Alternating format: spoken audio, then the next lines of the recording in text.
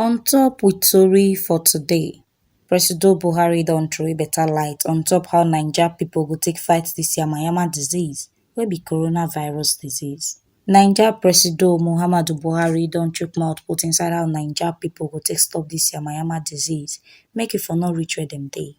Im tok say make dem dey wash their hand well well and make dem dey neat well well dis period. E still say make dem dey practice wetin oyibo dey call social distancing. Dis one mean say make dem dey give pipo space of 6 feet. If cough catch dem, make dem cough enter tissue, throway am sharp sharp or cough put inside their elbow.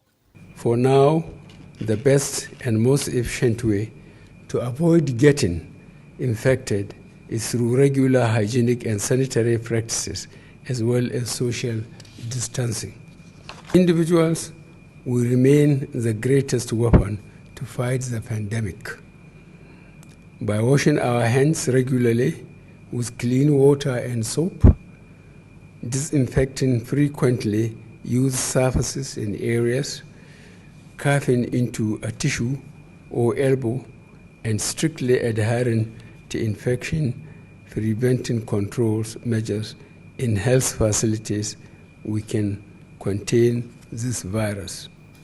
Na here we see dis ogbonge informate reach on top with tori for today, as Naija Presido Muhammadu Buhari don throw better light put on top wetin Naija pipo go do to make sure say dis yamayama disease no waka reach where dem dey. Make una sabi say na T Live Media na im bring dis ogbonge informate come give una. To dey get more of dis ogbonge tori, make una like and subscribe to our YouTube channel for T Live Media TV.